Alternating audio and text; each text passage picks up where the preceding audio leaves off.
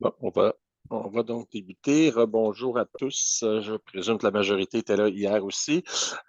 Donc, à l'autre séance là, en lien avec le volet de la certification offert par l'Association canadienne des agences de placement.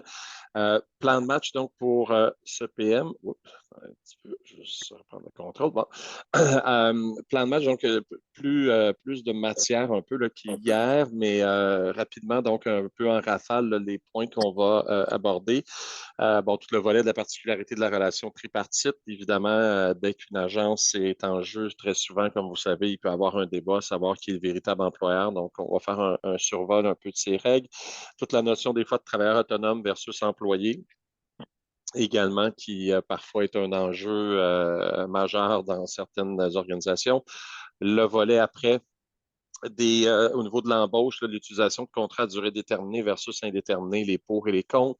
Par la suite, la loi sur les normes et bref, là, les autres sujets que vous voyez à l'écran et qu'on va bien évidemment aborder aussi plus en détail. Donc, même plan de match là, que hier, en ce sens que si vous avez des questions ou autres, et toutes les questions sont bonnes, juste à ouvrir votre micro puis à m'interrompre. Il n'y a vraiment pas aucun souci là-dessus. Ou le chat aussi peut être un autre moyen utile. Donc, tout le volet de la relation tripartite, ça veut dire quoi pratico-pratique? Évidemment, dans le milieu des agences, les agences ont été un peu, je dirais, à l'origine de cette notion, à savoir, donc, on se retrouve dans un triangle employé, agence et l'entreprise cliente, et qui va avoir bien évidemment très souvent des impacts en cas de différence, savoir qui est le véritable employeur. Parce qu'évidemment, euh, euh, oui, absolument, juste rapidement, en lien avec le chat, la formation d'hier a été transmise à l'association. Je comprends donc que ça n'a pas été fait, là, mais vous devriez l'avoir aujourd'hui ou demain par courriel. Donc, là, tout va vous être envoyé. Même chose pour aujourd'hui aussi. Vous allez avoir la présentation aussi qui va être transmise par l'association. Donc, c'est ça l'importance, évidemment, de la relation tripartite, à savoir qui est le véritable employeur. Bien, évidemment, si jamais il y a une fin d'emploi, le non-paiement de salaire, de vacances, de fériés ou quoi que ce soit, ou même une tentative de syndicalisation, au Québec, il ne peut pas avoir un multi-employeur, en ce sens que ça n'existe pas de dire, par exemple, qu'il va y avoir deux employeurs ou qu'il va y avoir trois employeurs ou autre. Il y en a toujours juste un. Donc, ça sera soit l'agence ou soit l'entreprise cliente. Et d'où le fait que il y a des débats sur le sujet depuis, mon Dieu, à peu près 30 ans. Pour certains, là, ça va vous rappeler des choses, mais la fameuse décision Pointe-Claire qui a été rendue en 1997 par la Cour suprême, ben, 27 ans plus tard, est encore la décision de principe sur le sujet, à savoir donc qui est le véritable employeur. Euh, Très rapidement, là, sur les critères pour déterminer donc qui est le véritable employeur, ce sont ceux, là, je mets essentiellement à l'écran. Il n'y a pas évidemment, c'est pas mathématique, on ne peut pas facilement des fois identifier que oui, c'est un ou oui, c'est l'autre.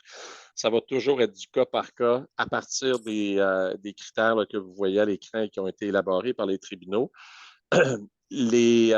Les plus importants, par contre, et je les ai mis là, de façon volontaire en gras et souligné, ça va être beaucoup qui forme les employés, qui les évalue. S'il arrive un événement, c'est qui intervient? Est-ce que c'est l'entreprise cliente ou c'est l'agence?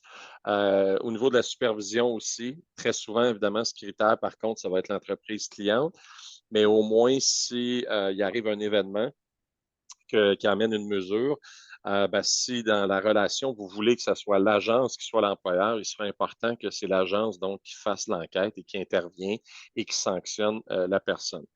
La rémunération est un élément, mais les tribunaux ont répété à maintes reprises que ce n'est pas parce que genre une entité paye que c'est elle effectivement qui est l'employeur. Il faut aller au-delà du payeur. Donc, on va vraiment regarder dans la vie quotidienne de la relation avec l'employé, c'est qui intervient. Et c'est ce qui va nous permettre donc de conclure à savoir si effectivement on est face à une relation employeur-agence ou employeur de l'entreprise client. Très souvent dans votre domaine, là, vous le vivez évidemment de façon quotidienne. Euh, Dès le début de la relation avec votre client, vous allez déterminer donc à savoir qui effectivement va être l'employeur. Donc, vous avez des clients qui ne veulent pas du tout avoir ce fardeau, donc c'est vous qui devez jouer le rôle et vice-versa. Et en fonction de cette relation contractuelle qui est établie, ben, il sera important effectivement que si vous êtes l'employeur, que vous jouez vous cochez le maximum des critères là, que vous voyez à l'écran, à défaut de quoi, même si vous avez toujours dit dans un contrat avec votre client ou avec l'employé que c'est vous l'employeur, si dans les faits, c'est l'entreprise cliente qui évalue, qui discipline, qui supervise et autres, ça sera l'entreprise cliente qui va être à ce moment-là le véritable employeur. Et vous pouvez imaginer, là, les impacts sont surtout évidemment lorsqu'il va y avoir des situations, par exemple, de plainte aux normes du travail ou de plainte au niveau de la santé et sécurité ou de réclamation, à savoir donc qui est le véritable employeur. Euh, Comme je vous ai déjà souligné, là, c'est ça la notion de multiple employeur, ça n'existe pas au Québec, donc il ne peut pas y en avoir plusieurs. Et je porte à votre attention, là, évidemment, parce que vous connaissez sûrement, mais donc certains articles qui sont prévus soit dans la loi sur les normes du travail, soit dans le règlement sur les agences de placement, qui est entré en vigueur, dans le fond, voyons, sous la responsabilité de la CAQ quand ils ont pris le pouvoir en 2018. Par la suite, ils ont adopté donc ce règlement qui est entré en vigueur ultérieurement. Mais ce sont les seules dispositions qui visent spécifiquement les agences de placement. À ce jour, on demeure une juridiction qui est très peu réglementée encore au niveau des agences, ce qui est une excellente chose pour le secteur d'activité là, en termes de malléabilité puis de développement des affaires. Au niveau donc de la responsabilité dans une relation tripartite, il est important là, de porter attention à 41.2, qui est un article ça, qui est dans la loi sur les normes du travail. Essentiellement, ce que ça dit, c'est que techniquement, une agence de placement ne devrait pas payer un employé un salaire inférieur que les employés de l'entreprise cliente qui font le même travail. Donc, vous avez un client qui a, mettons, 10 journaliers à la réception expédition qui gagne 25 à titre de taux horaire.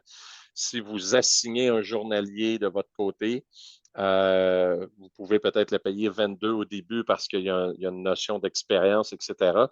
Mais si dans un an, dans un an et demi, il est toujours là, il n'y aurait aucune raison qui justifie donc qu'il gagne moins cher à titre de taux horaire. Donc, il devrait gagner le même taux horaire, mettons, de 25-25.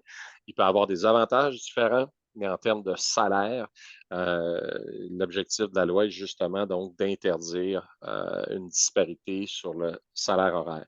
C'est la même chose. 41.1 vise les autres secteurs d'activité là où une agence n'est pas impliquée, mais on ne peut plus faire une disparité de taux horaire sur le statut. Donc, pour les plus vieux, plus vieilles, là, évidemment, on va toujours se rappeler que souvent, un temps partiel gagne moins cher qu'un temps plein ou autre. Donc, c'est ce que la loi interdit dans la mesure où ils font les mêmes tâches. Donc, si un temps partiel fait les mêmes tâches qu'un temps plein, il n'y a aucune raison de gagner moins cher sur le taux horaire. Donc, ce sont ça des nouvelles dispositions qui sont entrées en vigueur en 2018 pour 41.1 et 41.2 est entré en vigueur en 2020 de mémoire. Et je vous ai mis aussi là, un article qui a été amendé justement maintenant, ça fait quelques années, un peu plus de 4 ans, mais qui vise spécifiquement le volet des agences dans le cadre d'une relation donc tripartite, qui est 95, le deuxième alinéa, où essentiellement ce que ça vise, c'est que si jamais donc un employé n'était pas payé par, mettons, le payeur et vous ou le payeur et l'entreprise cliente, pour les fins de l'exemple, je vais dire que c'est l'entreprise cliente. Là, les agences membres d'Access sont tous des bons employeurs et payent leur gens. Mais donc, disons que votre entreprise cliente ne paierait pas son employé, ah ben à ce moment-là, donc, s'il loge une plainte à la commission des normes va réclamer à vous et à l'entreprise cliente et vous êtes les deux solidairement responsables. Ça veut dire quoi? Il y en a un des deux qui va payer, là, ben, à moins que les deux seraient insolvables, mais il y en a un des deux qui va payer la totalité du montant. Et si l'un des deux dit, ouais, mais c'est l'autre qui aurait dû payer, ben, il va devoir poursuivre l'autre. Ce n'est pas l'enjeu de la commission. La commission, elle, va tout simplement réclamer au nom du salarié et s'assurer que quelqu'un paye les sommes dues, que ce soit l'agence ou l'entreprise cliente. À ce moment-là, vous êtes les deux également ou solidairement responsables, qui a été ajouté, là, donc, comme je le disais, il y a quelques années. Ça fait le tour là, un peu de la relation tripartite. C'est souvent de façon une relation que vous connaissez bien, mais qui encore aujourd'hui doit générer à peu près, je vous dirais, là, par une dizaine, entre 10 à 20 décisions des tribunaux à chaque année sur le sujet de la relation tripartite, à savoir justement donc c'est qui le véritable employeur pour déterminer donc qui est la personne responsable. Euh, Juste rapidement, c'est ça, à l'époque, en 97, dans le fameux arrêt de Pointe-Claire, c'était dans un contexte syndiqué, mais les règles là-dessus sont la même chose, où un syndicat avait dit que tel employé était donc visé par sa convention collective et devait donc être syndiqué. Et de l'autre côté, on avait plaidé que non, ce n'était pas un employé de la ville de Pointe-Claire, mais bel et bien un employé de l'agence, donc il ne pouvait pas être syndiqué. Et c'était enclenché à ce moment-là un débat à savoir qui était le véritable employeur. La conclusion, après de multiples années, vous pouvez imaginer, là, le temps de se rendre à la Cour suprême, la personne était peut-être rendue à la retraite, donc blague à part, mais donc on avait conclu qu'effectivement, c'était la ville, donc l'entreprise cliente, qui était l'employeur, puisque la ville supervisait, évaluait, encadrait donc la personne de façon quotidienne. Notion donc de travailleur autonome ou employé, donc qui est effectivement une notion qui est souvent un peu galvaudée ou mal utilisée. Je m'explique. Très souvent, on va voir donc en pratique des organisations, pas nécessairement des agences, là, mais vous êtes des organisations, mais donc des organisations qui, pour des raisons pratico-pratiques ou de simplicité ou autres, vont dire à une personne, on retient vos services, mais à titre de travailleur autonome, donc vous allez nous facturer tout simplement vos services. Et à ce moment-là, bien évidemment, il n'y a pas de déduction à la source et on est dans une relation de contrat de service. Évidemment, il y a des avantages, il y a des inconvénients, mais il y a des avantages majeurs, des fois des deux côtés. Donc, pour la personne qui se qualifie comme travailleur autonome, l'avantage majeur est surtout au niveau fiscal. Donc, bien évidemment, elle pourra donc faire toutes les déductions qu'elle désire au niveau de ses dépenses et autres. Et on ne paye pas les mêmes seuils d'imposition, évidemment, qu'un salarié. Donc, des gens, évidemment, vont trouver des fois ces avantages super attrayants. Et du côté de l'organisation, bien évidemment, il n'y a pas de déduction à la source et il n'y a pas de protection en vertu des lois sur l'emploi, entre autres. Donc, on va traiter cette relation-là comme travailleur autonome. Il faut savoir évidemment que ce n'est pas parce que vous considérez que vous êtes dans le cadre d'une relation de travailleur autonome que c'est le cas. Et ce n'est pas parce qu'on signe un contrat comme étant une relation de travailleur autonome également qu'on est dans une relation de contrat de service. Donc, quand il y a un litige qui survient, il y en arrive souvent à différents niveaux. C'est toujours donc selon la réalité, c'est-à-dire comment les gens se comportaient, qu'on va déterminer à savoir si effectivement on est bel et bien dans une relation de travailleur autonome ou d'employé. Quand je dis donc souvent, il va y avoir souvent, c'est pas une fréquence de toujours, mais il y a quand même plusieurs litiges en lien avec cette notion. Ça va arriver, évidemment, il y a le volet fiscal parfois où ça va arriver. Donc, au niveau du traitement des impôts et autres, des fois, le fisc va mener des enquêtes sur la prémisse il est incertain qu'effectivement la personne est véritablement un travailleur autonome. Et à ce moment-là, ils vont enquêter.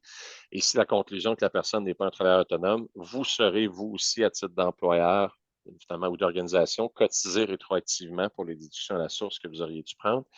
Et l'autre volet, c'est le volet relation de travail, qu'on va voir souvent donc des différents, où évidemment, donc, tant que la relation va bien, évidemment, il n'y a pas d'enjeu.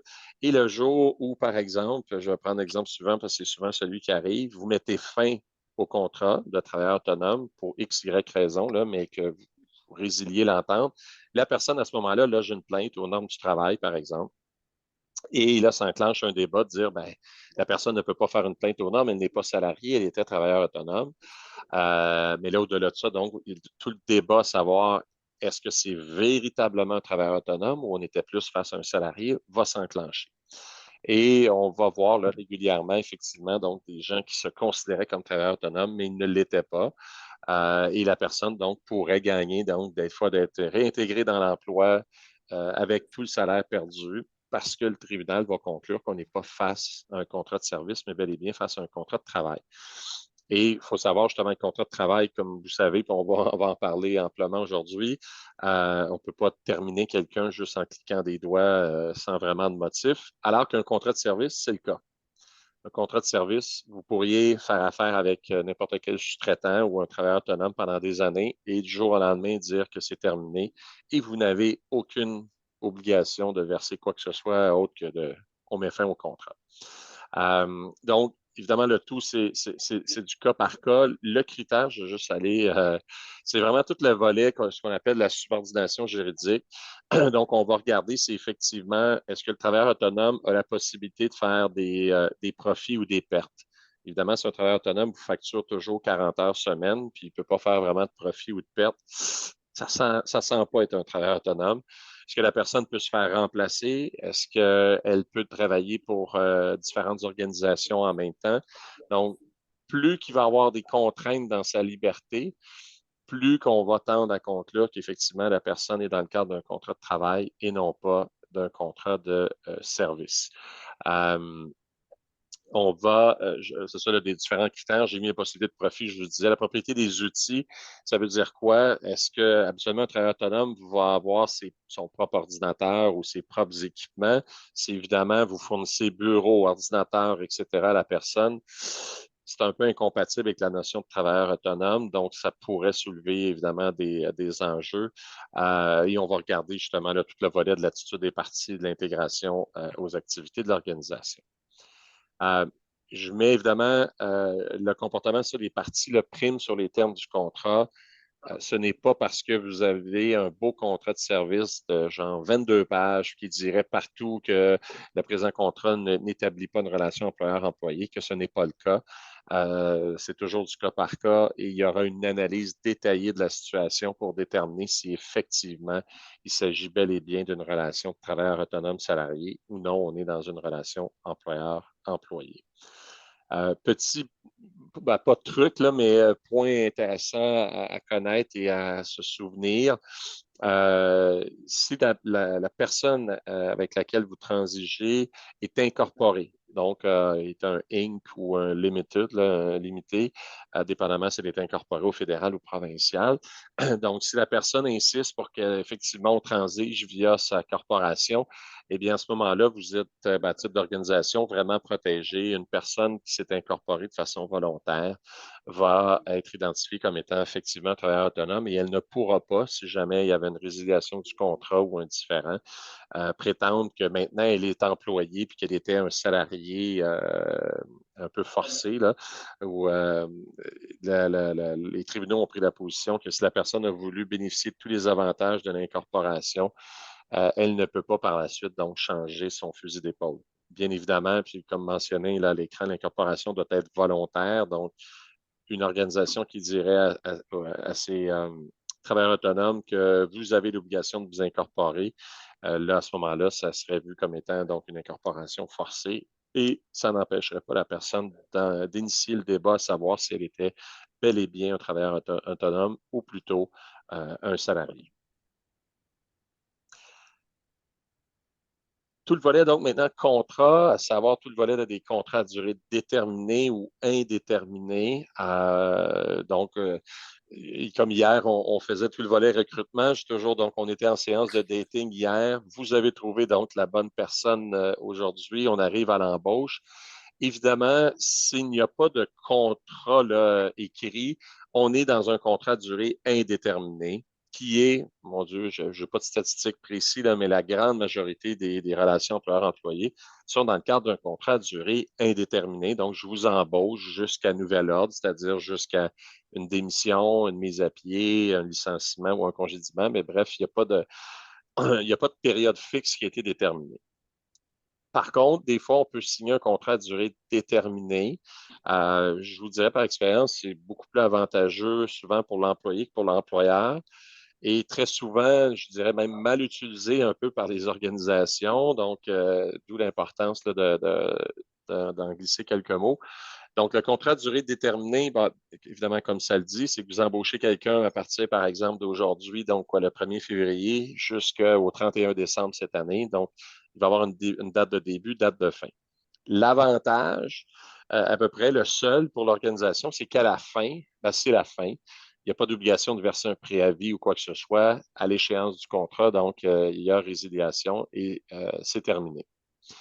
Le bémol, quand je dis justement, faut bien connaître les modalités, et très souvent, quand je vous disais, des organisations l'utilisent pas nécessairement de la bonne façon. Je vous donne l'exemple, puis vous allez peut-être même, certains vous reconnaître, de dire, c'est vrai, on fait ça. Des fois, des remplacements de congés de maternité, par exemple, ou quelqu'un quitte en congé de maternité, on va embaucher une nouvelle personne et on va l'embaucher pour un an, en disant, vous remplacez un congé de maternité et on vous embauche pour une durée d'un an. Dangereux d'agir ainsi, et je m'explique d'un point de vue strictement organisationnel. Si vous embauchez quelqu'un pour une durée d'un an, ça le dit, c'est une durée d'un an, une certaine garantie. Donc, si jamais la personne qui avait quitté en congé de maternité revenait après 6 mois, ben, l'autre personne, vous ne pourrez pas lui dire, ben, on met fin à ton contrat de durée déterminée 6 mois à l'avance. Si vous le faites, votre responsabilité, c'est de payer le terme du contrat. Donc, je reprends mon exemple, vous devriez payer 6 mois de salaire à quelqu'un qui était chez vous seulement depuis 6 mois.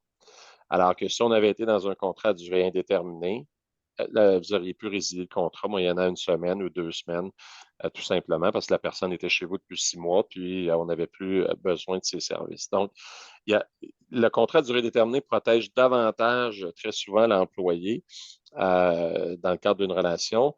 Et pour avoir souvent eu la question, les gens disent, oui, mais nous, c'est écrit dans nos contrats à durée déterminée qu'on peut y mettre fin moyennant 2 semaines.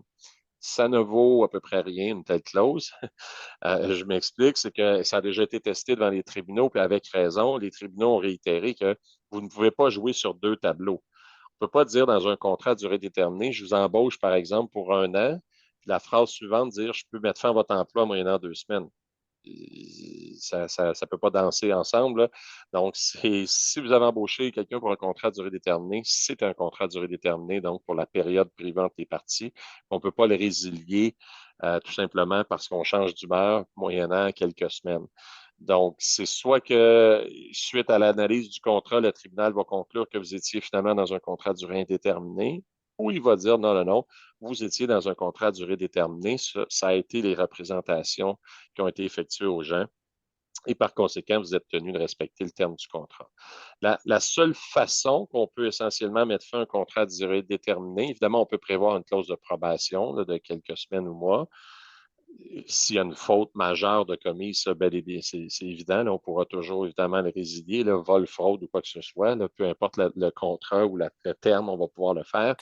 Et l'autre situation, je l'ai mis là, à l'écran, vous le voyez dans le dernier point, c'est quand le tout ne découle pas de la volonté des parties. Ça veut dire quoi? Et je m'inspire là, de la décision qui s'est rendue devant les tribunaux là-dessus. C'est qu'on embauche un employé dans le cadre d'une subvention obtenue par un tiers. Donc, on embauche, par exemple, quelqu'un pour un an. Mettons, je vais faire le lien avec la crise du logement. J'embaucherai quelqu'un, un ingénieur, mettons, en bâtiment pour une durée d'un an en lien avec une subvention qui nous a été octroyée. Et on prévoit dans le contrat que si jamais la subvention était retirée, parce qu'elle était octroyée pour la construction d'X nombre de bâtiments, on pourrait mettre fin au contrat à durée déterminée. Et à ce moment-là, donc, une telle clause serait légale. Si jamais la subvention effectivement est retirée, on pourrait mettre fin au contrat à durée fixe avant son échéance, sans nécessairement avoir une responsabilité. Pourquoi? Parce que le motif de la résiliation ne découle ni de l'employeur ni de l'employé, mais d'un tiers qui est là, mettons, prendre l'exemple d'un bailleur de fonds, là, de quelqu'un qui aurait octroyé une subvention. Mais c'est la seule situation où une telle clause à ce moment-là est légitime. Là, les clauses qu'on voit, j'ai vu ça très souvent, contrat à durée fixe, mais après ça, on prévoit que l'une ou l'autre des parties peut y mettre fin. Ça ne peut pas être opposable. Euh, Contrat à durée indéterminée, comme je vous disais, c'est souvent le cas. Là, il y a personne n'a précisé un terme, ben, on est dans un contrat à durée indéterminée. Ce qui est prévu dans le Code civil à ce moment-là, c'est que l'une ou l'autre des parties peut y mettre fin en tout temps, un peu comme un concept de employment at will. Euh, Par contre, il faut garder à l'esprit la loi ces normes, là, qu'on va voir plus en détail, qui donne évidemment des protections d'emploi beaucoup plus sévères, beaucoup plus grandes aux employés. Ce qui nous amène donc à la loi sur les normes du travail, que vous connaissez peut-être déjà en bonne partie. Donc, je serai quand même rapide, mais important là, de voir certaines dispositions qui s'appliquent des fois sans le savoir, mais dans vos actions quotidiennes. Donc, la loi sur les normes, rapidement, c'est une loi qui est d'ordre public, qui fixe des conditions minimales. Donc, vous pouvez donner plus, mais vous ne pouvez pas donner moins. Et il y a eu une réforme majeure qui commence tranquillement. Là, je le souligne encore, mais bientôt, je vais le retirer des formations. Mais en 2018, il y a eu une réforme majeure. Celle d'avant datait de 2002. Donc, vous pouvez imaginer là, que c'est rare qu'il y ait des réformes importantes à la loi sur les normes. Et en 2018, il y avait eu une réforme très majeure qui avait été entamée par les libéraux, le Parti libéral à ce moment-là, sous l'égide de la ministre Dominique Vien. Le pari du gouvernement à l'époque était que c'était pour leur donner davantage de vote et autres. Bref, ça n'a pas fonctionné, mais ils ont quand même modifié la loi de façon importante. Son champ d'application, donc, elle s'applique à tous les salariés du Québec qui travaillent dans des entreprises de juridiction provinciale, dont les agences de placement font partie. Les personnes exclues, donc, c'est les cadres supérieurs. Il faut bien comprendre ici, cadre supérieur, là, dans un organigramme traditionnel, on parle genre de la présidente, des vice-présidents. Donc, on parle vraiment de postes très élevés. Je reprends un peu l'exemple d'un organigramme traditionnel. Les directeurs seraient des salariés assujettis à la loi sur les normes. Il y aurait seulement genre VP et présidence qui seraient exclus. Les travailleurs autonomes également sont exclus. Par contre, comme je soulignais un peu là, dans la section travailleurs autonomes, quelqu'un qui croit être un salarié, donc quand il y aurait une terminaison ou autre, pourrait néanmoins faire une plainte et il y aurait une étude à ce moment-là de son cas et évidemment peut-être une audience à savoir est-ce qu'effectivement la relation était une relation de travailleur autonome. Si tel est le cas, la plainte est rejetée ou d'employeur-employé. Si tel est le cas, le tribunal a compétence et à ce moment-là, on regarderait les motifs inhérents à la cessation d'emploi. La loi sur les normes, je ne ferai pas lecture, là, évidemment, de la présente diapo, mais couvre à peu près toutes les conditions de travail, pas inimaginables, mais qui s'appliquent à peu près dans toute relation. Donc, du salaire aux vacances, aux fériés, au temps supplémentaire, aux différents congés sociaux. Donc, il y a plusieurs dispositions qui sont là et que tout gestionnaire, essentiellement RH ou de personnel, devrait, sans dire connaître complètement, là, mais avoir une idée au moins de l'existence de telles dispositions parce qu'évidemment, ça peut impacter vos décisions quotidiennes. Quelques donc, dispositions ou conditions là, qui sont importantes à connaître. Tout le volet de la durée du travail. Au Québec, donc, la semaine normale qu'on appelle de travail, c'est de 40 heures. Elle a diminué au fil du temps. Il y a longtemps, elle était de 44. Elle a diminué d'une heure par année à un moment donné. Bref, actuellement, elle est à 40 heures par semaine. Donc, dès que quelqu'un travaille plus de 40 heures, à ce moment-là, il doit bénéficier d'un taux majoré de 50 donc taux et demi. Donc, si je gagne 20 de l'heure, dès que je franchis 40 heures, je devrais gagner 30 de l'heure, donc 50 de mon salaire horaire. Il n'y a pas de notion au Québec par jour. Vous l'avez sur certaines juridictions au Canada, mais au Québec, donc la loi sur les normes ne prévoit pas que si quelqu'un fait 10 heures le lundi puis 10 heures le mardi, il y a, mettons, 2 heures à chaque fois en TS, en temps supplémentaire. Ce n'est pas le cas. Quelqu'un pourrait faire lundi, mardi, mercredi, jeudi, 4 journées de 10 heures, puis sa semaine s'arrête là. Mettons, il va avoir 40 heures, il va être payé 40 heures à taux régulier. Bien évidemment, les parties peuvent prévoir des conditions plus avantageuses, mais au sens de la loi, c'est 40 heures par semaine pour avoir droit donc à la majoration de temps supplémentaire. On a inséré dans la loi au fil des années des droits de refus. Je m'explique. Donc, quelqu'un peut refuser de travailler plus de 2 heures au-delà de ses heures habituelles de travail. Donc, si je travaille 8 heures, mon employeur me demande de faire du temps supplémentaire. Contrairement à la croyance, en principe, je ne peux pas refuser de faire du temps supplémentaire. sauf si je suis en mesure de démontrer que ma présence pour la santé, l'éducation et la garde des enfants est impérative, que genre mon conjoint, ma conjointe ne peut pas y aller à ma place ou ma belle-mère, bref, beau-père, mais c'est à l'employé qui a ce fardeau-là de démontrer, il ne peut pas refuser. Souvent, les gens pensent qu'on peut refuser de faire du TS comme on veut, c'est faux. Une personne à ce moment-là serait sujette à des mesures disciplinaires. Évidemment, ça ne crée pas les meilleures relations, là. Mais légalement parlant, si je requiers d'un employé de rester en temps supplémentaire, il doit rester, à moins qu'il tombe dans l'exception de la santé, éducation, garde, puis qu'il a démontré qu'il avait tout fait pour se décharger de ses responsabilités. On lui donne son droit de refus uniquement, donc, tel qu'il apparaît là, de la diapo, 2 heures après son quart. S'il travaille sur des quarts de 12 heures, ben à ce moment-là, ça sera après 14 heures qu'il pourrait exercer donc un droit de refus de faire du temps supplémentaire. Euh, il y a, je vous ai mis là, différents points, on va le voir un petit peu plus loin, mais il est possible de convenir d'un régime d'étalement des heures de travail. Ça veut dire quoi, le régime d'étalement? C'est que on voit ça souvent plus dans le milieu, des fois manufacturier ou autre, mais si quelqu'un fait, par exemple, une semaine 40 heures et une autre semaine 30 heures, si je n'ai pas implanté un régime d'étalement, sa semaine de 50 heures, je devrais lui payer 10 heures en temps supplémentaire. Or, si j'ai établi un régime d'étalement, et maintenant, depuis quelques années, il est possible de le faire de deux façons, soit d'obtenir l'approbation de la CNSST, donc c'est un formulaire PDF qu'on remplit et qu'on envoie à la commission, puis la commission va vous confirmer que oui, l'étalement est autorisé, ou depuis maintenant à peu près 2018-19, vous pouvez convenir avec l'employé d'un régime d'étalement. Et ça veut dire quoi un régime d'étalement? Donc, c'est qu'on calcule ses heures supplémentaires sur 2 semaines, par exemple. Donc, si je reprends mon exemple, s'il a fait 50 heures une semaine, 30 heures l'autre semaine, il n'est pas payé en TS, en temps supplémentaire, parce que ça lui fait 80 heures sur 2 semaines, donc 40 heures par semaine. Donc, pour être payé en temps supplémentaire, lui, il pourrait faire, je reprends l'exemple, 50 heures la semaine 1. S'il faisait 36 heures la semaine 2, ce qui lui donnerait 86 heures, il serait payé 6 heures en temps supplémentaire, compte tenu donc du 6 heures qui excède le 40 en moyenne par semaine, là, mais ou le 80 heures sur 2 semaines. Quelqu'un ne peut pas invoquer son droit donc de refuser de faire du temps supplémentaire. Là, donc, après 2 heures, comme on a vu, on pouvait refuser. On ne peut pas, dans certaines situations, lorsque ça met, entre autres, en danger la vie, la santé, la sécurité de la population ou des travailleurs. L'exemple le plus facile là-dessus, les infirmières ou infirmiers, comme vous savez, des fois, ils sont obligés de rester en temps supplémentaire, sont obligés de faire des 24, 48 heures, peu importe. La raison, c'est que dans la loi, justement, ils ne peuvent pas même refuser de faire le temps supplémentaire, sinon ils pourraient être passibles de mesures disciplinaires. Et la loi ne leur donne aucun droit de refus, compte tenu évidemment que leur refus pourrait entraîner des dangers pour la vie, la santé ou la sécurité de la population. Euh, je vais juste, ouais, on va en parler loin.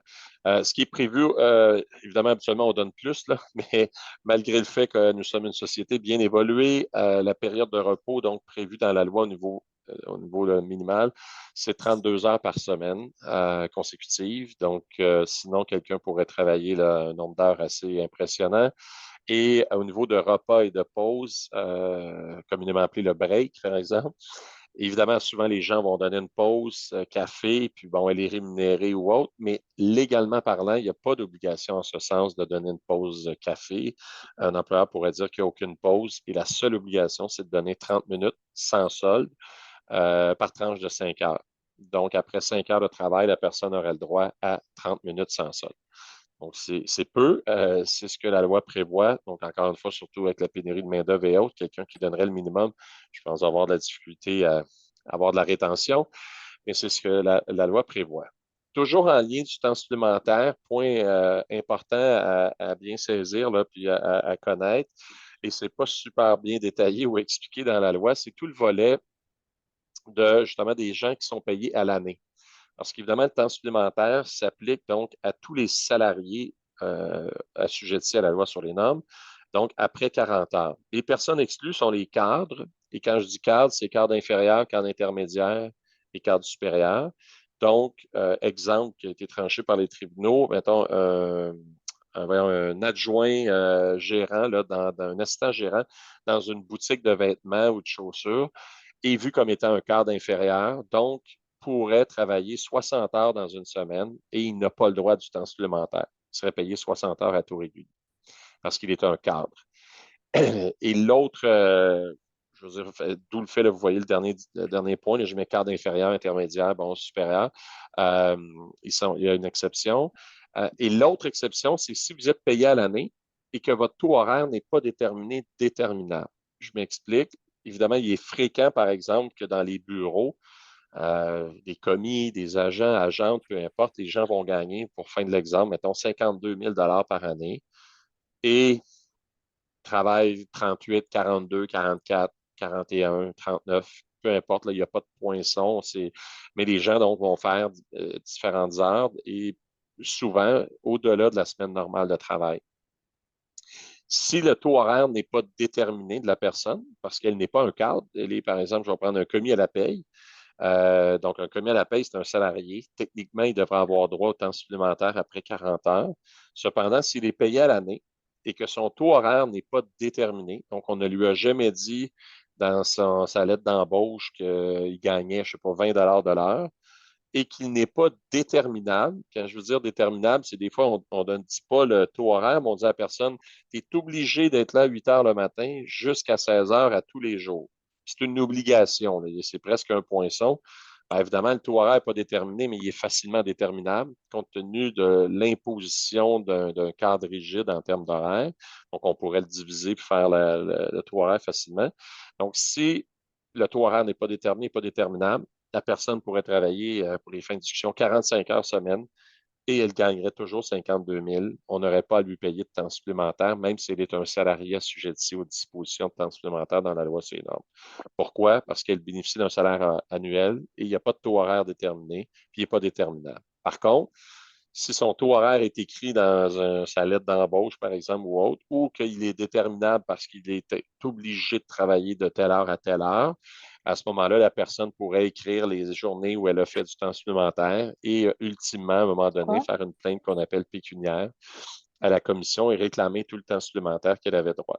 Et la commission, à ce moment-là, intente l'action contre l'employeur pour réclamer le temps supplémentaire effectué. Donc, c'est une notion qui est énormément appliquée dans les employés de bureau, les gens en informatique, des programmeurs, etc., où c'est rarement des gens qui sont payés à l'heure, mais bénéficient d'un salaire annuel, donc peuvent faire plus d'heures et pour lesquels ils ne sont pas rémunérés parce qu'on prend pour acquis qu'ils le sont à l'intérieur même de la compensation annuelle qui leur est versée. Point sur voyons, le taux horaire. Il y a eu, je pense, 3 ou 4 décisions qui ont été rendues dans les dernières années où des fois des employés disaient sur mon talon de paye, il est écrit genre 37 heures fois, peu importe, le 20 dollars. Donc, il disait, ben, vous voyez, mon taux horaire est déterminé. Là-dessus, les employés ont perdu. Les tribunaux ont reconnu des fois que sur le talon de paye, il y a un taux horaire qui apparaît ou un nombre d'heures strictement pour des fins de comptabilité de paye, là, informatique. Ça prend le tout. Donc, c'est créé essentiellement par défaut, mais que c'est jamais quelque chose qui a été présenté ou négocié avec l'employé. Donc, le taux horaire demeure, pardon, à ce moment-là, pas déterminé, pas déterminable, même s'il apparaît sur un relevé de paye, parce que son apparition est strictement reliée à des raisons là, de gestion au niveau informatique. Euh, L'étalement des heures, c'est ça, comme je vous disais, donc depuis le 12 juin 2018, ben, c'est soit par la commission, ça a toujours été, mais vous pouvez aussi court-circuiter la commission et le faire vous-même avec un employé. Et essentiellement, là, vous ne pouvez pas étaler sur plus de 4 semaines. Donc, je reprends mon exemple tantôt qui était sur 2 semaines, de 50 heures, 30 heures, ça fait 80, donc 40 heures par semaine avant de payer. On pourrait le faire sur 4 semaines, puis ça serait tout à fait aussi légal et autorisé par la loi. Un point qui est tout nouveau, qui a causé problème à certains endroits de façon importante, un peu moins maintenant, mais quand même qui est souvent méconnu. La loi sur les normes a ajouté, c'est tout nouveau depuis 2018, ça n'existait pas avant, un droit de refus à la personne qui dit que j'ai le droit de refuser de travailler si je n'ai pas été informé au moins 5 jours à l'avance que j'étais requis de travailler. Sauf si la nature de mes fonctions l'exige. Donc, je suis quelqu'un, par exemple, qui est en disponibilité. Ben, bien évidemment, là, si on m'appelle 2 jours avant, je vais être obligé. Ou l'autre, quand on dit là, dans les limites fixées au paragraphe 1, c'est je suis sur les lieux de travail et on requiert de moi de faire du temps supplémentaire. Je ne peux pas dire, hey, je n'ai pas été informé 5 jours. Non, je dois rester. Puis je fais le TS jusqu'à la limite de mon droit de refus qui est après 2 heures. Mais donc, si je ne suis pas à l'horaire, par exemple, exemple très concret qui est arrivé à beaucoup d'endroits, des organisations qui des fois devaient faire de la livraison le week-end, on constate juste le mercredi ou le mardi qu'on n'aura pas le choix de livrer ce week-end et qu'on a besoin de nos livreurs. Les livreurs pouvaient donc à ce moment-là refuser de rentrer le week-end en disant je n'ai pas été informé au moins 5 jours à l'avance. Donc, ça pose parfois des problèmes majeurs et c'est une nouvelle disposition là, qui donne ce droit de refus-là aux gens depuis 2018. Congé annuel, jour férié, chômé, je vais aller quand même assez rapidement. Là. Je pense que c'est souvent plus la paye qui gère le tout, puis pose rarement problème. Donc, le volet des jours fériés, ce qu'il faut savoir au niveau de la loi sur les normes, c'est qu'il y en a 8. Évidemment, il y a beaucoup d'endroits qui en donnent plus, puis tant mieux. Vous pouvez toujours avoir davantage. Mais ce que la loi prévoit, donc, c'est 8 journées qui sont prévues dans la loi. Donc, il y a 7 jours qui est dans la loi sur les normes du travail, et il y a le 24 juin qui est dans la loi sur la fête nationale. C'est le seul jour férié qui se retrouve dans une loi distincte et qui est régi par des règles très strictes. Essentiellement, le 24 juin, personne ne peut travailler, tout est fermé, sauf quelques exceptions. Alors que pour les 7 autres jours fériés, 1er janvier, vendredi 5, etc., là, ceux que vous voyez, on peut effectivement travailler sans vraiment de soucis. C'est juste que si on fait travailler quelqu'un, il est payé son férié, puis il est payé évidemment pour sa journée travaillée. Et ce que la loi prévoit en termes d'indemnité, relativement simple, la personne a le droit à un vingtième des 4 semaines précédentes, ce qui fait en sorte que quelqu'un qui travaillerait 5 jours semaine, 40 heures semaine, son férié, ça fait 8 heures. Donc, il va être tout simplement payé sa journée. Et le temps supplémentaire va être exclu de l'indemnité. On doit seulement calculer sur la base du salaire régulier. Je n'ai déjà dit ça un mot. Là, si quelqu'un doit travailler, on lui verse son salaire, puis il doit recevoir l'indemnité. Il peut évidemment à ce moment-là transformer le tout, au lieu de recevoir l'indemnité, d'avoir un congé compensatoire qui est encadré également par certaines règles. Et le dernier petit point, non le moindre, pour bénéficier d'un jour férié, évidemment, quelqu'un ne doit pas s'être absenté sans l'autorisation de l'employeur ou sans une raison valable le jour ouvrable qui précède ou qui suit. Quand je dis qui précède ou qui suit, c'est le jour ouvrable à l'horaire de l'employé. Donc, si l'employé devait travailler, par exemple, le vendredi, et qu'il n'est pas rentré pour étirer son week-end qui avait un férié le lundi, on pourrait, si évidemment son absence est injustifiée, ne pas payer le férié du lundi parce qu'il s'est absenté sans raison valable, donc le jour ouvrable qui précède le férié. Ou la même chose s'il ne rentre pas le mardi sans motif valable et que c'est un lundi le férié, vous pourriez refuser de payer le jour férié.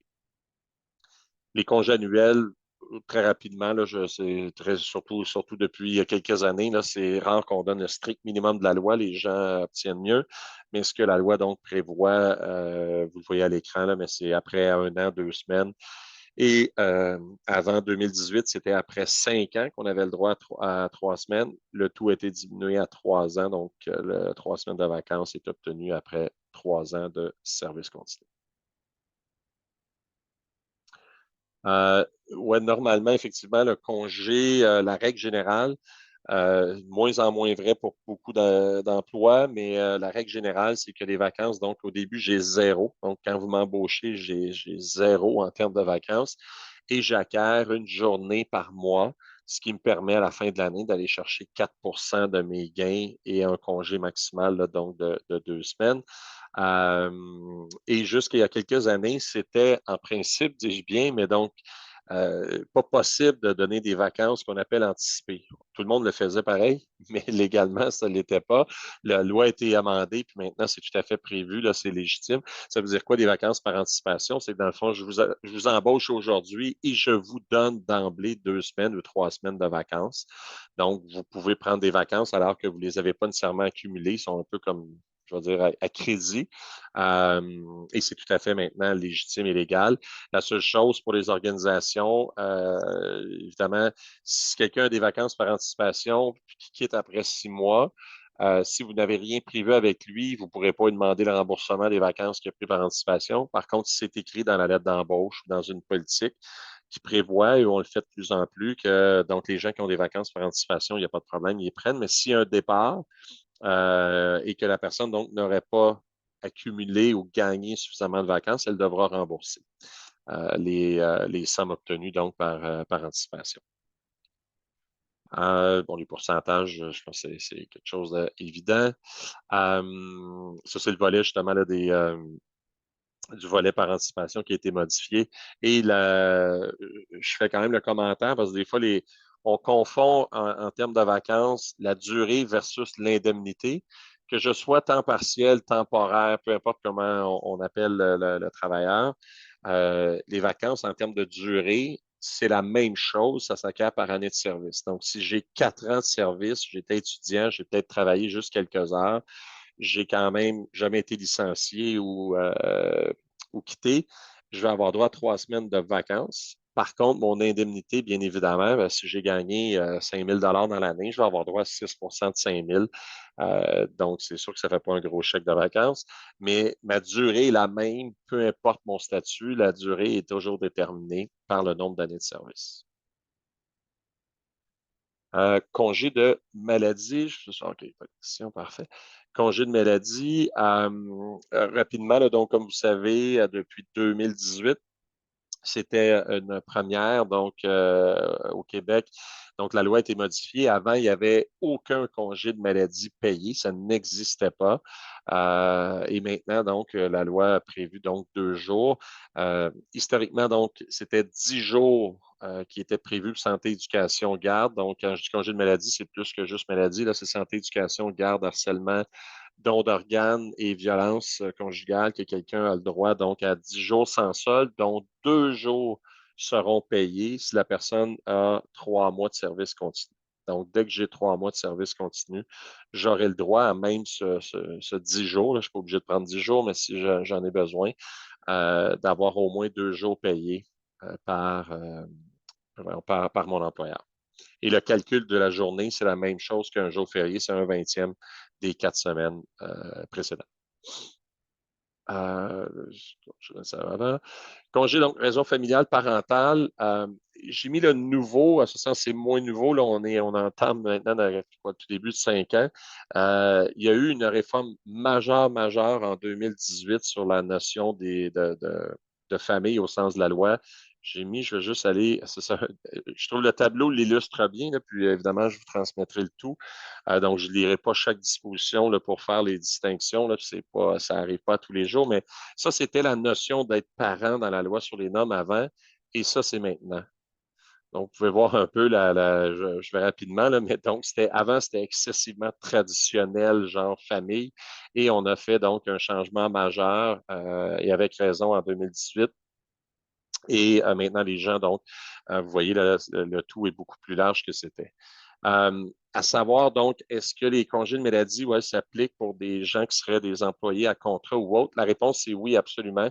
Dans le fond, dès que je suis embauché comme salarié, que ce soit à contrat, sans contrat, peu importe mon statut temporaire, temps partiel, contractuel, là, chacun auxiliaire permanent, chacun a son vocable qui n'existe pas dans la loi. La loi, c'est juste, vous êtes un salarié. Donc, dès que je suis embauché comme salarié, j'ai le droit à partir de ma journée 1 à bénéficier de jusqu'à 10 jours santé, éducation, garde, famille, sans solde. Et dès que je passe ou je franchis le 3 mois de service continu, j'ai à ce moment-là le droit donc d'avoir 2 jours qui me seront rémunérés là, un vingtième de mes 4 semaines précédentes. Euh, C'est parfait. Donc, c'est sa raison familiale, vraiment plus à retenir. Là, comme je dis, je ne prendrai pas, dans le fond, ce que ça couvre, évidemment, puis d'où l'importance de voir là, que la notion de parent est modifiée. C'est plus des congés d'aidant naturel, congés de naissance, congés paternité, adoption, décès, etc., qui sont régis par la loi sur les normes. Et donc, on a modifié vraiment là, la notion. Je vous ai mis là, les dispositions. Comme je vous dis, là, vous aurez la présentation. Fait important qui est souvent méconnu, quand quelqu'un donc demande une journée, qu'elle soit sans sol ou avec sol pour ces 2 jours, là, si la personne a plus de 3 mois de service continu, vous êtes en droit de demander aux salariés, là, selon les circonstances, le justifie, c'est comme ça que le tout a été rédigé, de demander une preuve. On veut dire quoi selon les circonstances? C'est que vous ne pouvez pas adopter, des fois, on le voit dans des organisations, malheureusement, une politique qui dit systématiquement les employés devront justifier. Ça, ce n'est pas approprié, c'est contraire à la loi. On ne peut pas systématiquement exiger quelqu'un qui nous fournisse un billet médical. Quelqu'un pourrait, par exemple, avoir une gastro. Je ne pense pas qu'il va aller attendre une clinique médicale pendant des heures pour avoir un billet. Donc, les circonstances, ça veut dire quoi? Quelqu'un qui aurait un taux d'absentéisme élevé, quelqu'un qui avait demandé des vacances qui ont été refusées, finalement, étrangement, il demande des congés pour santé, éducation, garde, etc., maladie, un long week-end férié. Donc, lorsque je veux dire, une certaine anomalie ou une lumière s'allume là, en raison des circonstances inhérentes à la prise du congé, vous pouvez effectivement à ce moment-là donc exiger une pièce justificative ou autre, là, un document, à défaut de quoi donc la personne serait en absence injustifiée. C'est les articles sur le paiement des 2 journées, on en a parlé. Et je vous ai mis là, certains articles qui sont nouveaux, qui n'existaient pas avant et qui arrivent rarement. Puis évidemment, idéalement, ça arrive jamais. Là, c'est toujours des situations tristes. Mais donc, quelqu'un, par exemple, qui a un rôle de proche aidant ou autre, et quelqu'un, par exemple, qui est malade ou autre, pour une maladie grave, bon, il a le droit d'avoir un congé jusqu'à 16 semaines. Sans solde, ce sont tous des congés sans solde dans la loi, outre les 2 jours payés là, pour, je vais l'appeler maladie, là, mais qui est santé, éducation, garde, etc. Le reste, c'est toujours du sans-sol, mais souvent, l'assurance emploi prévoit certains régimes pour aider les gens. Donc, il y a différents congés, c'est ça qui ont été, je les mets un peu ici là, en rafale. Ce qui est en rouge, c'est que ça a été modifié il y a quelques années, où la disparition d'un enfant, avant, on pouvait s'absenter 1 an tout en conservant son emploi. Maintenant, c'est 2 ans. En cas de suicide, avant, c'était juste un conjoint. Maintenant, c'est en cas de suicide, conjoint, père, mère, enfant, etc., qui pense que la personne pourrait bénéficier d'une protection de son emploi pendant 2 ans. Quand je dis protection, donc, c'est que la personne quitterait en congé, tout à fait justifié. On ne pourrait pas donc prendre des mesures de représailles, mettre fin à son emploi ou autre en raison de son absence, mais ce sont des congés sans solde sous réserve d'une aide gouvernementale ou d'assurance. Harcèlement psychologique, recours évidemment qui a eu une croissance suite à l'intégration de ces articles dans la loi de façon astronomique. D'ailleurs, la commission ne réussit plus à les gérer. On parle de plusieurs milliers de plaintes. Donc, au-delà du nombre de plaintes, la majorité d'ailleurs sont rejetées. C'est pas parce que quelqu'un a une mauvaise évaluation qu'elle a été victime de harcèlement psychologique, mais la gratuité du recours fait en sorte, je pense que parfois, il y a peut-être un certain abus. Euh, on vise quoi, par contre, évidemment, par le volet harcèlement, là, parce que quand ça arrive, c'est triste et épouvantable. Mais donc, il y a 5 éléments. Je vais rapidement, là, peut-être vous connaissez déjà, mais bref, le harcèlement psychologique, donc, c'est lorsqu'il y a une conduite vexatoire, donc, ou des manifestations non désirées. Vous voyez là les différents critères. Et ça peut être plusieurs événements échelonnés sur une période de temps ou des fois un événement isolé, mais par sa gravité fait en sorte qu'effectivement, on rencontre les 5 éléments qui comportent la définition de harcèlement psychologique. Je vous ai mis des exemples là, qui ont déjà été reconnus, remarques grossières, des rumeurs, ridiculiser quelqu'un, bon, le discréditer, etc. Euh, Évidemment, par contre, une mesure disciplinaire imposée de façon justifiée, ce n'est pas du harcèlement, volet de gestion de performance, évaluation de rendement, etc., ne sont pas non plus du harcèlement. Il y a une obligation mutuelle de collaborer à maintenir un milieu de travail exempt de harcèlement.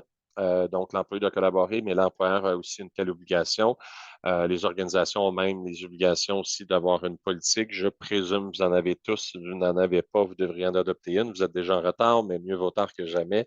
Mais bref, toutes les organisations ont l'obligation d'avoir une politique interne sur comment gérer justement un cas de plainte de harcèlement. Et harcèlement psychologique inclut aussi tout le volet, évidemment, sexuel.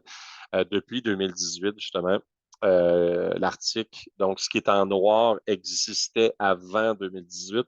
Et en 2018, on a ajouté ce qui est en rouge, où les tribunaux l'avaient déjà reconnu que le volet de gestes d'harcèlement sexuel était inclus dans la définition d'harcèlement psychologique, mais là, cette fois-ci, on l'a ajouté de façon explicite à l'article 81.18. Le point, j'attire votre attention, le plus important, je vous dirais, là, depuis quelques années, c'est le 2 ans à 123,7. Donc, historiquement, c'était dans les 90 jours qu'on avait l'obligation, toute personne qui se croyait victime de harcèlement avait 90 jours donc pour loger une plainte de harcèlement psychologique à la Commission des normes. Ce délai-là a été amendé donc en 2018 par 2 ans. Donc, dorénavant, donc, tout travailleur, travailleuse qui croit avoir été victime de harcèlement peut loger une plainte à la CNESST gratuitement dans les 2 ans qui suivent l'événement. Pourquoi je mets l'emphase sur le 2 ans? C'est évidemment, parfois, ça crée des problèmes importants en termes d'enquête dans les organisations parce qu'il y a 2 ans, très souvent, les gens ont changé ou bref des éléments de preuve sont plus difficiles à identifier. Mais donc, même si une plainte arrive près de 2 ans après, en autant qu'elle est à l'intérieur de 2 ans, elle est dans les délais et toujours, il faut faire enquête de façon là, obligatoire. Rapidement, donc, quand il y a une plainte à la CNSST, euh, évidemment, avant même ça, là, s'il est porté à votre attention qu'il y aura une situation de harcèlement, vous avez l'obligation de faire une enquête à l'interne ou à l'externe. Vous pourriez utiliser un enquêteur externe ou interne, mais vous avez l'obligation de faire enquête et d'intervenir si requis pour faire cesser le harcèlement. S'il y a une plainte à la CNSST, compte tenu justement du nombre de plaintes, vous offre normalement une séance de conciliation au tout début pour tenter de régler le dossier sans nécessiter tout le volet enquête et autres. Si le dossier est réglé, ben, il est réglé. Si le dossier n'est pas réglé, la CNSST fait une enquête à ce moment-là, à première vue, pour déterminer si prima facie, c'est effectivement il y a du harcèlement. Si la conclusion est qu'à première vue, il y a du harcèlement, elle ne conclut pas qu'il y en a, elle conclut qu'il pourrait y en avoir suite à son analyse de la situation. Le dossier est référé à ce moment-là au tribunal administratif du travail, au TAT. Frais de formation, ok, je vais juste voir, donc, pas de questions, etc. Je fais beaucoup de choses rapidement, mais s'il y a des questions, n'hésitez vraiment pas, là, chat ou verbal. Il y en a des fois, j'ai vu là, des questions, j'ai répondu au fur et à mesure. Frais de formation, donc, pertinent à savoir, et je m'explique. Euh, il y a ouais, quand même plusieurs organisations qui vont donc parfois, évidemment, investir avec raison dans leur personnel et vont, évidemment, par contre, exiger de signer une entente sur le remboursement des frais de formation. On l'a vu beaucoup, là, il y a eu beaucoup de litiges devant les tribunaux qui visaient des transporteurs aériens régionaux où ils disaient, ben, écoutez, moi, j'ai embauché quelqu'un pour être pilote. Ça me fait plaisir de le former, mais ça coûte 25 000 par exemple, le former pour construire, pas construire, mais pour piloter tel type d'équipement. Donc, on va demander au pilote de signer une entente dans laquelle il est prévu normalement que s'il quitte, par exemple, dans les 2 prochaines années, ben, il devra rembourser de façon régressive. Donc, s'il quitte dans les 6 premiers mois, peut-être rembourser 25 000, 6 à 9 mois, 15 000, bon, etc. Et ça va en diminuant. Euh, et donc, ça a amené des débats parce qu'entre autres, vous voyez l'article 85.2 dans la loi sur les normes dit qu'on est tenu de rembourser là, tous les frais de formation. Donc, il y a eu des débats à savoir est-ce que de telles ententes sont légales, oui ou non? Je vous résume là, sa plus simple expression, c'est si la formation est obligatoire pour l'exercice de l'emploi, donc vous m'embauchez comme cariste, vous me demandez de suivre une formation de cariste qui coûte par exemple 2 000 $. Si je quitte par la suite, vous ne pouvez pas me réclamer les frais de la formation. Pourquoi? Parce qu'elle était obligatoire. Je n'avais pas le choix de la suivre pour justement me qualifier là, dans le poste pour lequel vous m'avez embauché. Par contre, si la formation était facultative, donc je reprends mon exemple de pilote, j'embauche un pilote, je lui offre la possibilité. Il n'est pas obligé de la suivre, là. Il peut rester dans l'équipement A, puis il n'y a pas de problème, mais s'il veut, je vais le former pour qu'il puisse piloter les équipements B et C, par exemple. À ce moment-là, je suis tout à fait en droit de prévoir une clause de remboursement dans laquelle il sera prévu que s'il quitte à l'intérieur d'un certain délai, il aura l'obligation donc de me rembourser les sommes là, de façon régressive. Donc, ça arrive honnêtement assez souvent dans différents secteurs d'activité ou lorsque les organisations vont accepter donc d'investir dans le personnel et de payer un montant substantiel, de faire signer une telle entente. Évidemment, le tout doit être par écrit, parce que verbalement, bonne chance pour en faire la preuve. Donc, très important de signer une entente donc, de remboursement dans laquelle vous allez prévoir les modalités là, qui s'appliquent.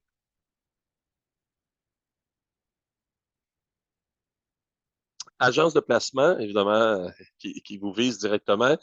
Euh, On a donc, je vous disais, ouais, même le privilège au Québec encore de ne pas être trop réglementé par la bureaucratie gouvernementale en matière d'agence. Idéalement, on en aurait encore moins, mais grâce à plusieurs interventions de votre association, euh, on est encore une des juridictions où c'est le moins réglementé, là où c'est le moins lourd. Donc, on se croise les doigts que le tout demeure de cette façon. Donc, jusqu'à 2018, il n'y avait aucune disposition législative qui vous visait directement. La loi s'applique à vous, là, comme toute organisation, mais il n'y avait aucune disposition spécifique aux agences. Donc, le tout est apparu en 2018 dans la loi sur les normes et dans le règlement par la suite qui a suivi. Donc, ben, comme vous savez, là, évidemment, déjà, mais il est maintenant prévu de façon explicite dans la loi et qui est entré en vigueur suite à l'adoption du règlement que personne ne peut exploiter une agence de placement au Québec à moins d'être titulaire d'un permis qui est émis par la CNESST. Donc, vous avez sûrement tous là, un tel permis. Donc, vous devez rencontrer certains critères et la CNESST va émettre donc le permis à votre attention qui doit être renouvelé là, selon certaines fréquences avec certains engagements. Euh, une entreprise cliente, donc il est prévu dans la loi là, à 92.6, pardon, qui justement donc devrait s'assurer que vous avez effectivement un permis que vous avez l'obligation de mettre le numéro dans vos contrats. Donc, toutes ces obligations, tous ces engagements sont quand même assez nouvelles. Là. C'est pas, ça date de quelques années. Euh, donc, il y a encore évidemment des tractations. Pourquoi? Le règlement sur les agences pour votre bénéfice là, est toujours d'ailleurs contesté devant les tribunaux. Il y a eu il y a quelques années différentes associations qui se sont regroupées ensemble pour attaquer la constitutionnalité du règlement sur les agences de placement. L'allégation principale, c'est que le règlement est trop large et fait en sorte donc qu'il est anticonstitutionnel et on déclare qu'il soit déclaré nul. La Cour supérieure, pour le moment, a déclaré l'article 1 que vous voyez à l'écran comme étant effectivement contre le droit canadien. Pourquoi? Parce qu'on a dit que la définition d'une agence était trop large et qu'effectivement, donc, c'était anticonstitutionnel et que le gouvernement devait refaire ses devoirs. Le tout a été porté en appel, donc le tout est pendant devant la Cour d'appel. Donc, jusqu'à preuve du contraire, là, le règlement est toujours en vigueur, mais les parties vont être convoquées probablement en 2024. Donc, vous allez sûrement en entendre parler via, entre autres, votre association et l'actualité, où la Cour d'appel, après avoir entendu des parties, aura tranché à savoir si le règlement est légitime ou pas. S'il n'est pas légitime, ça ne veut pas dire que ça va être le chaos total. Habituellement, il y a un délai, évidemment, de transition qui est donné au gouvernement pour réécrire le règlement. Donc, il y aurait des changements qui seraient apportés à votre règlement de façon peut-être plus importante. Euh, ou ben, la Cour va dire que non, effectivement, le règlement est tout à fait correct. Sur le fait de l'article 1, ce qui accroche beaucoup, c'est la définition qui dit justement dans au moins l'une des activités, ce qui ne fait donc pas vraiment de sens et ce qui avait été plaidé là, avec succès en première instance par différentes associations, c'est-à-dire je pourrais être une organisation, par exemple, peu importe, là, je suis en construction, dans, peu importe le secteur, et 1% de mon chiffre d'affaires, c'est effectivement, je prête des employés à une autre entreprise ben, à ce moment-là, je me retrouve avec une agence de placement parce que ça dit donc au moins l'une des activités consiste à faire du service de location de personnel. Euh, donc, la position même de l'association, c'était de dire pourquoi ne pas changer le règlement, tout simplement écrire dont les activités principales ou dont la majeure partie des activités, ce qui ferait en sorte que vraiment, ça serait les agences de placement qui seraient visées et non pas plusieurs organisations qui n'ont rien à voir nécessairement avec le volet de placement. Mais bref, le tout est devant les tribunaux là, et il y aura des développements inévitablement en 2024 sur le sujet. Et d'ailleurs, ce qui me fait toujours, moi, un peu par contre, un frisson, c'est quand on voit qu'on consiste à des services de location de personnel. Ça me semble un peu primitif, mais ça, c'est pas un argument de droit, là, mais la location de personnel, on loue des gens, c'est un peu, il me semble, on aurait pu trouver d'autres termes, mais bref, commentaire de société. Euh, et dans la loi sur les normes, donc, il est prévu que le gouvernement peut, par règlement, adopter un règlement et je vous fais grâce là, de 1 à 5, mais d'où le fait que le gouvernement a par la suite adopté le règlement sur les agences de placement et qui encadre l'octroi des permis et le mode de fonctionnement. Si jamais il y avait un permis qui était, par exemple, suspendu ou refusé, c'est déjà arrivé, là, il y a quelques décisions qui ont été rendues sur le sujet. À ce moment-là, la personne, donc scolarisée, l'agence, peut faire une demande, donc évidemment, d'appel devant le tribunal administratif du travail, là, qui est le même tribunal qui entend les dossiers de santé, sécurité, de normes du travail, d'accès, etc. Travailleurs étrangers, je vais honnêtement rapidement, pas que c'est moins pertinent, c'est aussi pertinent, mais donc le tout est encadré par le règlement aussi, qui prévoit là, certaines obligations bien précises, là, mais que si vous êtes dans le secteur, que vous connaissez bien. Clause restrictive, donc important, un autre pan, un autre point là, quand même important à connaître parce que ça arrive assez fréquemment. C'est quoi une clause restrictive? C'est tout le volet donc des clauses de non-concurrence, non-sollicitation. Euh, donc, s'il n'y a rien dans un contrat, donc votre employé travaille chez vous, vous l'avez embauché verbalement ou autre, il n'y a pas de clause restrictive. Il est libre comme l'air. Ça veut dire quoi? C'est qu'il peut démissionner. Il vous donne un préavis de démission là, approprié. Il quitte, il peut aller travailler chez le concurrent direct et immédiat et il n'y a pas de souci. Il y a évidemment une obligation de loyauté, il y a une obligation de confidentialité. Là, il n'y a pas le droit de faire des copies des listes de clients ou de prix, etc., parce que ça serait une violation de ses obligations légales, là, statutaires. Mais il peut aller travailler chez le concurrent immédiat, puis il pourrait aussi solliciter des clients ou des employés d'autant que le tout n'est pas fait là, de façon abusive. Si on veut donc restreindre le droit de quelqu'un d'aller travailler pour un concurrent ou de solliciter, le tout doit être prévu dans des clauses contractuelles. Ça se fait très fréquemment. Votre secteur et tout autre secteur, là, il y a pas, on va viser évidemment des fois plus des gens qui vont avoir des postes clés, des postes de direction, recherche-développement, vente, etc. Mais il est tout à fait possible, donc, de prévoir une clause, par exemple, de non-concurrence et de faire en sorte que la personne XYZ ne pourra pas aller travailler dans le secteur d'activité, je ne sais pas, mettons, du droit pendant une période de 6 mois sur l'île de Montréal. Donc, si je quitte mon emploi, je n'ai pas le droit d'aller travailler pendant 6 mois dans mon domaine pendant X nombre sur un territoire X, pardon. Et si je viole ma clause, ben, on peut prendre une demande d'injonction en urgence. Et là, si je ne respecte pas, je suis passible d'outrage au tribunal, emprisonnement. Habituellement, je n'ai jamais vu quelqu'un se rendre à l'emprisonnement parce que les gens respectent le tout, là, sinon les pénalités peuvent être très sévères. Donc, pour la clause de non-concurrence, qui est de dire je vais empêcher quelqu'un donc d'aller travailler pour un concurrent, le tout doit être fait par écrit, condition impérative. Là, verbalement, ça ne marche pas, il faut que ça soit par écrit. Et 3 conditions qui sont impératives, là, non seulement essentielles, mais impératives d'être présentes et d'être légales. En ce sens que si jamais il y avait un différend ou un litige, une clause de non-concurrence, elle est valable ou elle s'en va au déchiqueteur, en ce sens que le tribunal ne réécrira jamais une clause. Elle est soit bonne ou elle est soit nulle. Donc, s'il y a eu une erreur dans la rédaction, votre clause va se retrouver inopposable. Donc, très, très important qu'elle soit bien rédigée. Les trois conditions, donc, l'une des premières, c'est la durée. Donc, il doit être écrit quelle est la durée où on va prohiber donc, le travail pour un concurrent. La durée à peu près maximale est d'un an. En haut d'un an, quelqu'un jouerait avec le feu là, que sa clause devienne inopposable parce qu'on pourrait juger que c'est excessif. Mais je peux, dans une clause de non-concurrence, dire que telle personne, pendant une durée de 6 mois, 8 mois, 10 mois, n'ira pas travailler donc, dans le même secteur pendant ce délai. Le territoire, donc très, très important de délimiter le territoire et pas écrire Rive-Nord ou Rive-Sud, là, parce que c'est quoi Rive-Nord? Je ne sais pas si ça arrête à Baie James ou quoi.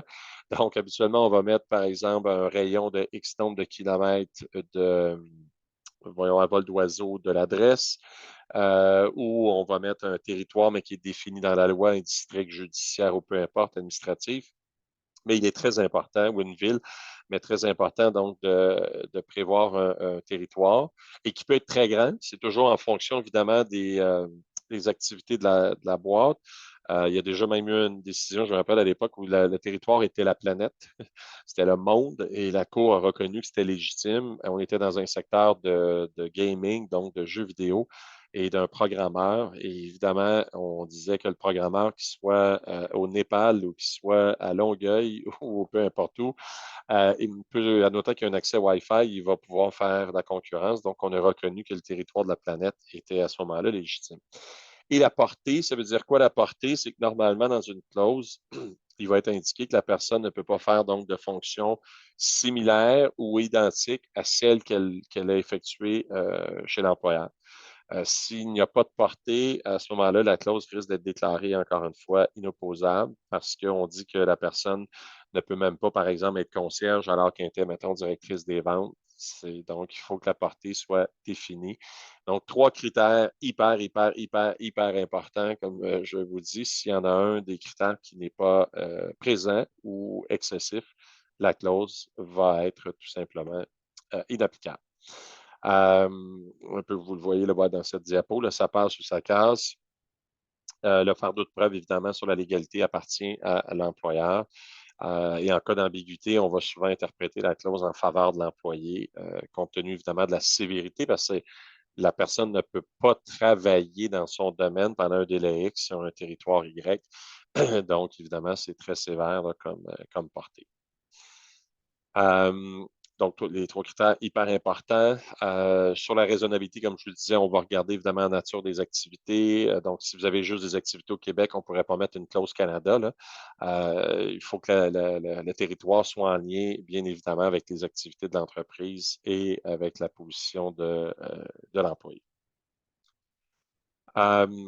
Les clauses de non-concurrence, quand je vous disais ça passe ou ça casse, on a déjà vu à un moment donné, à une époque, des gens écrits dans les contrats. La clause est d'un an. Puis là, on disait, si jamais les parties conviennent que la clause d'un an n'est pas correcte, ben, ça va être 6 mois. Pas les parties conviennent, excusez, un tribunal conclut que ça sera 6 mois. Si jamais 6 mois est illégal, ça sera 3 mois. Donc, bref, une telle clause a été contestée jusqu'à la Cour d'appel et la Cour avait dit, écoutez, on n'est pas ici pour choisir la bonne réponse, donc que ce soit des clauses par escalier ou entonnoir, etc. C'est invalide. Vous devez, les parties, prévoir donc correctement la portée de la clause. Et point important à savoir, qui est souvent méconnu, c'est une clause de non-concurrence, évidemment, s'applique uniquement dans le cadre d'une démission ou dans le cadre d'un congédiement pour motif sérieux, si la personne, donc son emploi est terminé dans le cadre d'un licenciement, donc l'exemple facile, une abolition de poste ou une réorganisation, à ce moment-là, la clause de non-concurrence est inopposable, elle ne peut pas s'appliquer, elle est nulle par l'effet de la loi qu'il prévoit là, à son article 2095. Par contre, des fois, ce qui va arriver dans de telles situations, c'est que les parties, si on est dans le cadre d'une abolition de poste, ben, vont évidemment donc convenir très souvent d'une entente à l'amiable concernant la fin de l'emploi. Et dans le cadre de la quittance, on va réitérer à ce moment-là la clause de non-concurrence. Et en réitérant la clause de non-concurrence, eh bien, à ce moment-là, les parties sont tenues de la respecter, même si c'est un licenciement. clause de non-sollicitation. Donc, non-sollicitation, c'est je vous empêche donc de solliciter des clients et ou des anciens employés. Euh, Beaucoup moins sévère qu'une clause de non-concurrence. Donc, on peut mettre 12 mois, 18 mois. Il n'y a pas vraiment de territoire parce que dans le fond, c'est je vous empêche de solliciter clients, pardon, et ou employés. Ce qui est important, par contre, et qui est souvent l'erreur qu'on retrouve, c'est le point 3 là, que vous voyez à l'écran. Il faut définir ça veut dire quoi un client ou un employé, parce qu'une entreprise pourrait avoir 1000 clients et c'est pas vrai que l'employé va les connaître, les 1000, donc il pourrait se retrouver en violation de sa propre obligation sans le savoir. Donc, très important de définir c'est quoi la notion de client. Habituellement, là, pour des fins d'exemple, on va dire que client signifie donc toute personne avec qui l'employé a eu des contacts, obtenu des informations, transigé, etc. pendant son emploi. Et ainsi, donc, on exclut les clients qu'il ne connaissait pas, mais on définit bien la notion de client. Point aussi, ouais, à garder à l'esprit, en principe, donc, une clause de non-concurrence, là, on ne peut pas faire signer une telle clause n'importe quand. Il faut qu'il y ait ce qu'on appelle une contrepartie. Donc, normalement, on va la faire signer au moment de l'embauche. Donc, là, évidemment, je vous donne un emploi, donc la personne accepte de signer un contrat dans lequel il y a des clauses restrictives, donc une clause de non-concurrence. Ou, si jamais c'est en emploi, le tout doit correspondre à une promotion, il y a eu un boni, un ajustement salarial, il y a eu un gain, si je peux dire, pour l'employé parce qu'il donne un engagement à l'organisation. Donc, ça prendra une contrepartie de l'autre côté. C'est beau, OK pour les clauses restrictives. Donc, tout le volet des politiques internes, rapidement, mais à connaître. Les politiques internes, on réfère souvent justement à politique d'harcèlement, politique d'absentéisme, politique de médias sociaux. Il y a souvent donc différentes politiques au sein des organisations. Euh, je veux juste rappeler, évidemment, parce que des fois, on adopte la politique parce que, bon, c'est dans l'actualité, puis là, c'est important. Malheureusement, elle commence à changer de couleur et ça fait des années qu'on ne l'a jamais revue et autres. Il faut savoir que toutes les politiques qui sont diffusées au sein d'une boîte lient l'employeur. Donc, ça fait partie du contrat de travail des gens et elles sont donc opposables. Donc, c'est pour ça que, entre autres, le point 2, on libellé de toutes les politiques, des fois doivent être revues et autres avec érigé avec circonspection. Toujours bien, des fois, de faire une révision des politiques en vigueur parce que effectivement, ça peut avoir donc un impact sur l'organisation. Là, si jamais il y a une situation qui arrive, si c'est écrit à quelque part d'une politique, ben, vous êtes lié par les termes de la politique. Gestion de la performance, ça arrive malheureusement trop souvent. Évidemment, ça fait partie du day-to-day, souvent des gestionnaires. Euh, Trop souvent, on voit des erreurs en matière d'approche sur la gestion de la performance. Donc, on trouvait important d'en glisser un mot pour vous donner des outils additionnels dans votre coffre. Surtout que la recette pour comment gérer la performance, elle est bien connue maintenant. Il y a eu deux décisions de la Cour d'appel du Québec sur le sujet. Et souvent, vous allez d'ailleurs entendre l'affaire Costco, puis c'est là qu'on a tout réglé. Effectivement, Costco s'était retrouvé dans un litige avec un de leurs gérants qu'ils avaient congédié pour des problèmes de performance et qui ont perdu parce qu'ils n'avaient pas respecté, je vais dire, la recette. Donc, les critères qu'on appelle un peu les critères là, Costco, puis qui ont été peaufinés par l'affaire Commission scolaire Cativic, sont les 5 que vous voyez. Et honnêtement, si jamais vous voulez donc implanter un plan de redressement, plan d'action ou plan de, peu importe comment vous allez l'appeler, de performance, il est obligatoire d'avoir ce checklist, si je peux prendre le terme là, anglicisme, avec vous et vous assurer que vous cochez l'ensemble des points. Donc, il est obligatoire de communiquer les attentes à l'employé, d'où le fait qu'on va toujours recommander de le faire par écrit là, quand on arrive vraiment un peu à la croisée des chemins sur la performance. L'informer des lacunes, fournir un soutien. Ça veut dire quoi fournir un soutien? Ça ne veut pas dire que vous êtes obligé de payer un coach ou de payer des cours à l'externe, mais s'il y a des moyens à l'interne, il faut les mettre à la disposition. D'ailleurs, dans Costco, ils avaient congédié un gérant de magasin, puis ils ont perdu parce qu'on lui reprochait son leadership. Or, à l'interne, ils avaient des formations de leadership et on ne lui avait jamais offert. Donc, le tribunal a dit pourquoi on n'a pas offert ce soutien alors qu'il était déjà disponible. Donc, très important. Ensuite, il faut octroyer un délai raisonnable. Très souvent, les gens vont poser la question de dire, OK, mais c'est quoi un délai raisonnable? Évidemment, malheureusement, il y a pas on ne fait pas des mathématiques. Donc, ça va dépendre de la situation. Si on est face à un employé qui a 20 ans de date, puis qui a toujours été bon, puis là, il y a un nouveau gestionnaire, puis là, il n'est plus bon, on va octroyer un plus long délai parce que ça fait quand même 20 ans qu'il était bon. Donc, soit que l'organisation était mauvaise de rien faire avant, ou peut-être parce qu'il n'y a pas une bonne chimie entre lui et le nouveau gestionnaire. Mais bref, on va devoir être plus patient. Alors que si la personne a évidemment 4 ans ou 3 ans, le délai va être nettement moindre. 5 aussi, donc important, des fois je blague, mais je dis toujours les organisations, vous êtes des CPE, mais pour adultes, donc au lieu d'être des centres de la petite enfance, mais des centres pour adultes. Donc il faut, et c'est hyper important, des organisations ont perdu des fois parce qu'ils ne l'avaient pas indiqué dans le plan, il faudra indiquer à l'individu qu'à défaut de s'améliorer dans le délai requis, avec le soutien des lacunes, etc., qu'on lui a souligné que son emploi est en péril et qu'il pourrait faire l'objet d'une fin d'emploi. Et sur l'obligation, donc, il y a eu un sixième critère qui existait dans le reste du Canada, mais pas au Québec, mais qui maintenant existe au Québec suite à l'affaire Commission scolaire Kativik, qui est l'obligation de réaffecter l'employé. Ça veut dire quoi? C'est évidemment, vous êtes dans une grande organisation, vous allez avoir l'obligation, excusez-moi, vous allez avoir l'obligation donc de vérifier s'il n'y a pas un poste vacant qui pourrait correspondre aux qualifications de l'individu.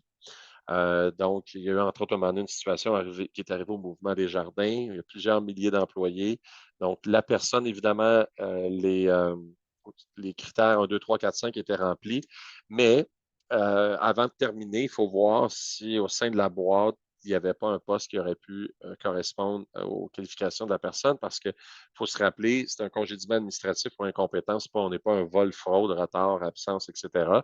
Donc, la personne est peut-être très bonne, très correcte, c'est juste qu'elle n'est pas assise sur la bonne chaise. Donc, il faudra voir si c'est possible de réaffecter la personne. On n'a pas d'obligation de créer un poste, mais donc s'il n'y en a pas, ben, c'est terminé. S'il y en a un, il faudrait voir si on ne peut pas lui offrir.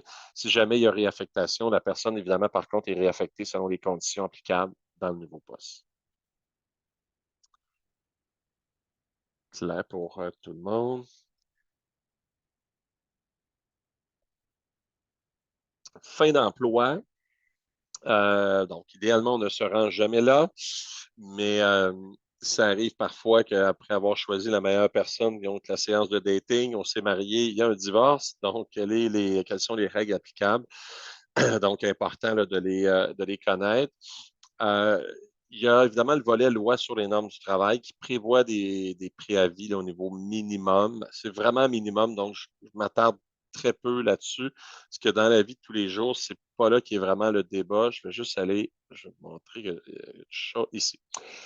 Cette image va me permettre de beaucoup mieux expliquer là, les règles qui s'appliquent. Vous avez deux systèmes, et c'est souvent des fois là un peu qu'il peut y avoir de la confusion pour les gens. Donc, essentiellement, il y a deux systèmes au Québec, c'est-à-dire vous avez la loi sur les normes du travail et le Code civil du Québec. Les deux s'appliquent essentiellement à tous les employés du Québec, sauf les cadres supérieurs, la loi sur les normes. Là. Mais deux visions ou deux encadrements très, très différents.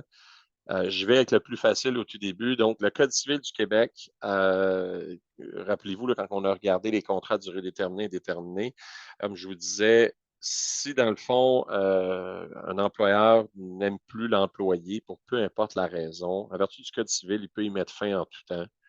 C'est tout. Il n'y a pas, il y a pas grand-chose à prouver ou quoi que ce soit, en ce sens que s'il y a un motif sérieux, donc une cause juste et suffisante, c'est la même chose qu'un motif sérieux selon les tribunaux. Donc, s'il y a un motif sérieux, ça veut dire que l'individu a commis des impairs, des négligences, il pourra mettre fin à l'emploi sans verser quoi que ce soit. S'il n'a pas de motif sérieux, il peut mettre fin à l'emploi en tout temps, moyennant le paiement d'une indemnité de délai de congé. communément appelés les severance, les packages. Il y a beaucoup de vocables autour. Donc, il doit verser, en vertu de la loi, ces délais de congé qu'on appelle dans le Code civil. Et cette indemnité va varier selon l'âge, le salaire, la fonction occupée. Plus que la personne est âgée, plus qu'elle occupe un emploi, mettons, payant, plus difficile à se relocaliser, plus l'indemnité va être importante. Et c'est de là un peu que la fourchette, souvent, qu'on va dire d'à peu près 1 à 4 semaines par année de service va s'appliquer. C'est rien de scientifique, mais c'est à peu près la norme souvent. Donc, quelqu'un qui a 10 ans va à peu près, et si c'est un cadre, il va probablement aller chercher à peu près 10 mois d'indemnité de délai congé. Si quelqu'un a 4 ans, mais qui était plus un employé de premier niveau, il va peut-être aller chercher plus, peut-être 8 semaines, 2 semaines par année de service. Donc, comme je vous dis, ce n'est pas des mathématiques, mais ça va être à peu près la fourchette. Et on n'a pas à se soucier d'une réintégration. Quand on applique le Code civil, la Cour n'a pas le pouvoir d'ordonner la réintégration, c'est impossible. Donc, l'obligation se limite à dire, ben, s'il y avait un motif sérieux, on ne paye rien, puis s'il n'y avait pas de motif sérieux, c'est quoi l'indemnité raisonnable? Point à la ligne. Facilité déconcertante. S'il n'y avait que ces règles, il y aurait bien peu de gens en relation de travail. Ce serait d'une grande simplicité. Vous avez par contre donc la loi sur les normes du travail qui, elle, est totalement différente que le Code civil. Ah oui, puis aussi, point important, Code civil du Québec, si vous intentez une action en vertu de cette loi, ben, à moins que vous ayez droit à l'aide juridique, il n'y a rien de gratuit. Vous devrez bien, soit vous représenter vous-même ou payer les services de professionnels pour vous accompagner. Au niveau de la loi sur les normes du travail, donc, encadrement totalement différent. Dès que quelqu'un a 2 ans de service, c'est souvent un chiffre magique que je dis aux gens dans le milieu non syndiqué, dépendamment de comment on peut le voir. Là, du côté employé, c'est 2 ans, vous avez une belle protection. Du côté employeur, c'est avant 2 ans, si vous avez une incertitude, c'est peut-être le temps d'agir parce que la personne n'a pas encore une grande protection.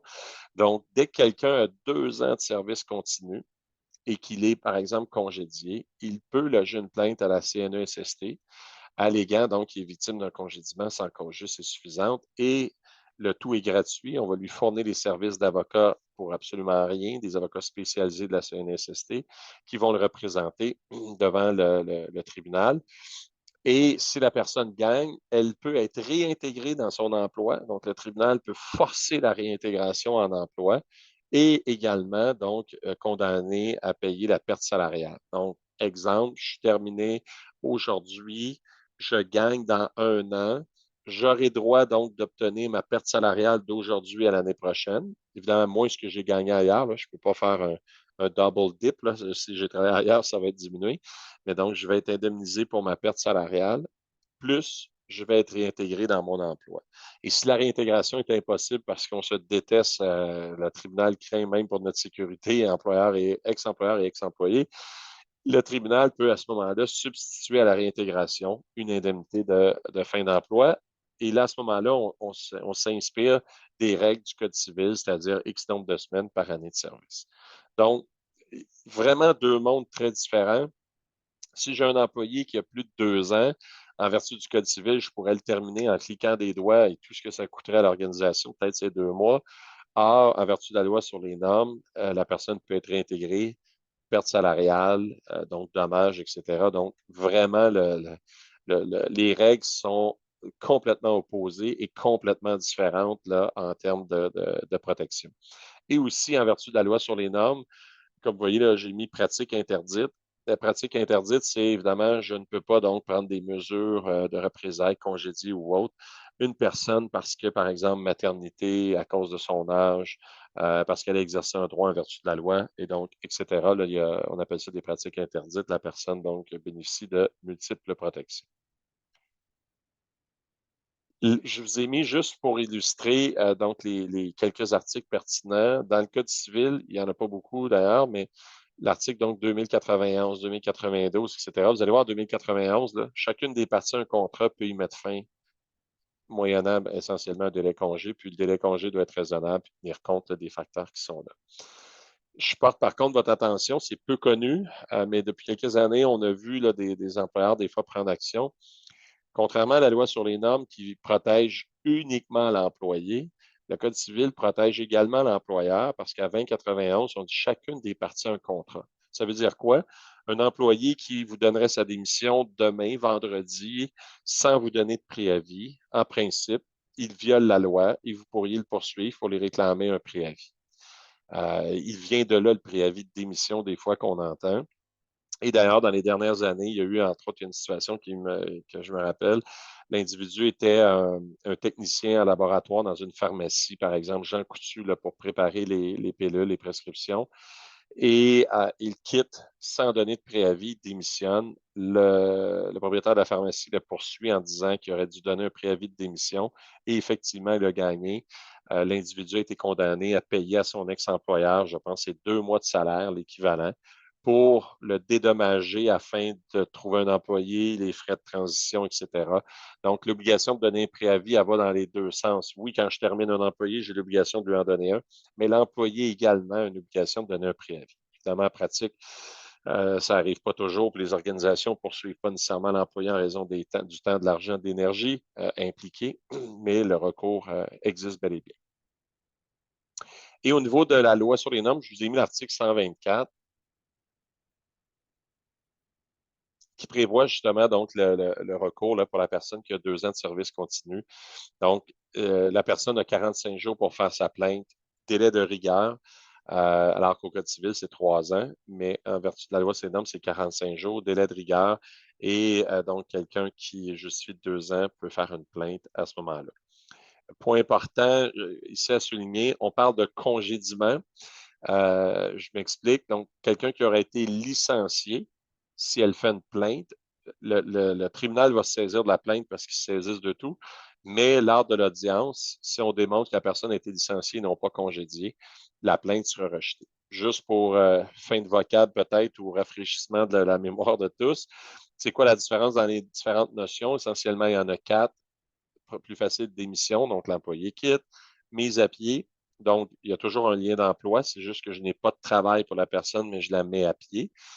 Donc, je n'ai rien à lui verser. Elle a toujours un lien d'emploi. Si la mise à pied perdure plus de 6 mois, là, ça devient un licenciement par l'effet de la loi. Mais sinon, ça demeure toujours tout simplement une mise à pied. Licenciement, donc un licenciement, c'est une cessation d'emploi, donc il y a vraiment une résiliation du contrat, mais pas par la faute de l'employé, mais bien en raison d'éléments beaucoup plus organisationnels, par exemple ralentissement économique, coupure de poste, il y a une réorganisation interne, donc je vous licencie. Alors que le congédiement, c'est là, je vous congédie parce que faute de l'employé, altercation physique, verbale, harcèlement, retard, bon, la liste est longue, mais donc il y a eu des impairs et à ce moment-là, effectivement, donc je vais vous congédier. Donc, la loi sur les normes protège en cas de congédiement et non pas en cas de licenciement, mais comme je vous dis, le tribunal va se saisir de la plainte. C'est juste que la plainte sera rejetée ultimement. Fin d'emploi, oui, j'en ai dit ça un mot. Juste, c'est ça, je mets peut-être quelques mots sur le deuxième point. Là, il faut toujours garder à l'esprit la règle de la minimisation des dommages. C'est probablement ce qui explique que 80 et c'est effectivement le chiffre, un peu plus de 80 des plaintes à la CNSST se terminent par un règlement à l'amiable. C'est que si je reprends mon exemple, je suis congédié aujourd'hui le 1er février et je me retrouve un emploi le 1er mars au même salaire, ben, ma perte salariale est seulement d'1 mois. Et si je me suis retrouvé un nouvel emploi, je ne suis pas sûr que ça va me tenter de retourner à l'endroit qui m'a congédié. Donc, très souvent, les gens vont à ce moment-là conclure une entente à l'amiable, moyennant un compromis, parce que de toute façon, là, on ne parle pas de somme importante en jeu. La minimisation, ça veut dire quoi? C'est que j'ai l'obligation de faire les efforts requis et nécessaires pour tenter de me trouver un nouvel emploi. À défaut de le faire, le tout me sera reproché. Donc, je reprends mon exemple. 1er février, la personne est terminée. Elle écoute des séries sur Netflix pendant 6 mois parce qu'elle veut se mettre à jour. Et dans 6 mois, elle commence à travailler ailleurs. Si donc elle n'a pas fait de démarche pour minimiser ses dommages, alors que le marché du travail est exceptionnel, le tribunal ne l'indemnisera pas donc pour cette période de 6 mois, même si elle n'a pas travaillé ailleurs, sur la prémisse qu'elle n'a pas satisfait à son obligation de minimiser ses dommages, c'est-à-dire s'inscrire à un centre d'emploi, envoyer des CV, recourir à des agences de placement, etc., etc. Ouais, je vous avais mis un petit dessin, là, mais que je viens de résumer là, sur le risque, justement, en cas d'une mauvaise gestion de dossier.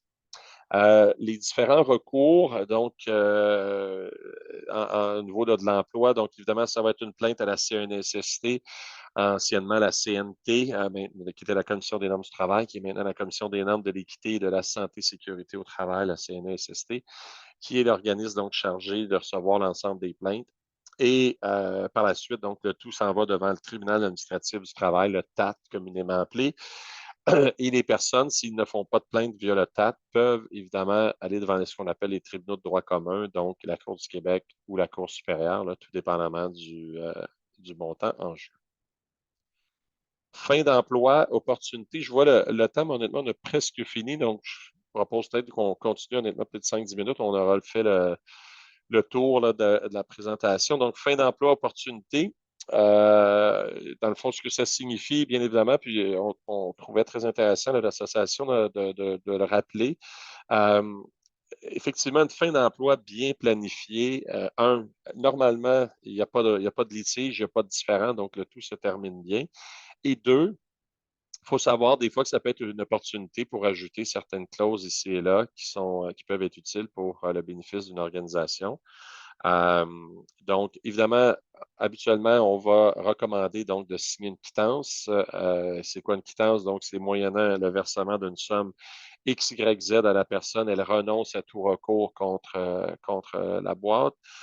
Donc, le tout par la suite est terminé. On envoie ça, je veux dire, aux archives de façon imagée. Et s'il y a évidemment quittance, ben à ce moment-là, aussi, rappelez-vous, quand on a parlé des clauses restrictives, ça peut être l'opportunité soit d'en ajouter, ça peut être l'opportunité de les réitérer également s'il y en avait déjà, ou écoutez, s'il y en a pas, on n'est pas obligé d'en mettre une, là, mais ça peut être le moment donc pour ajouter effectivement des clauses restrictives si requis. Et aussi, rappelez-vous hier, quand on parlait du double congédiement, puis de tout le volet des Glassdoor, Rate My Employer, etc., de plus en plus, donc, des fois, dans les quittances, on va également ajouter une clause comme quoi que la personne s'engage là, à ne pas faire de déclaration, que ce soit sur les plateformes numériques ou autres, qui pourraient être inappropriées. Donc, si jamais elle violait son obligation, à ce moment-là, les sommes qui ont été versées pourraient être réclamées en plus de tout autre dommage. Et je vous ai mis mais juste des fois un exemple là, qu'on vous met, mais lettre de fin d'emploi fort simple. En ce sens, quand on dit justement d'une fin d'emploi bien planifiée, souvent ça entraîne une terminaison, sans dire agréable, mais de façon gagnante pour toutes les parties. Euh, des quittances, parfois, vous avez peut-être déjà vu, là, sont excessivement lourdes à certains endroits. Ça fait genre 6 pages, puis je pense que ça flash dessus presque de dire allez voir des avocats parce que c'est un contrat très lourd, alors que le tout peut être très, très simple. Et c'est juste un exemple, ça ne veut pas dire que de le prendre tel quel, mais on peut le faire de façon très simple. Et ce qui est important au niveau de la quittance, là, en termes de la renonciation, ça peut se limiter au paragraphe là, que vous voyez à l'écran où la personne renonce à tout recours contre l'organisation et ses représentants en lien avec son emploi. Et ainsi, donc, vous êtes sûr qu'il n'y a pas de poursuite éventuelle. Bien évidemment, là, on peut la peaufiner en ajoutant, comme je vous disais, clause restrictive si requis, une clause de non-dénigrement également qui peut être ajoutée et fort utile. Et ça ferait donc notre blitz de 1h45 sur la présentation. Je ne sais pas s'il y a des questions, chat ou verbales, il n'y a pas pour vous. Sinon, je vous laisse filer et la présentation va être effectivement envoyée par l'association. Celle d'hier, je pense que oui, j'ai vu sur le chat qu'elle avait déjà été envoyée. Et celle d'aujourd'hui va vous être envoyée cet après-midi ou demain, là, je présume, par votre association. Et s'il y a quoi que ce soit, oui, je vois excellent. Oui, merci beaucoup. C'était c'est un blitz de présentation, mais tant mieux si vous avez est allé chercher certains petits outils additionnels pour la suite des choses et meilleure des chances pour la suite. S'il y a des questions, honnêtement, même après ou autre, n'hésitez pas, vous pouvez m'envoyer un courriel ou autre là, ou texto, ça me fera plaisir. Merci beaucoup. Merci. Merci, bonne journée. Merci.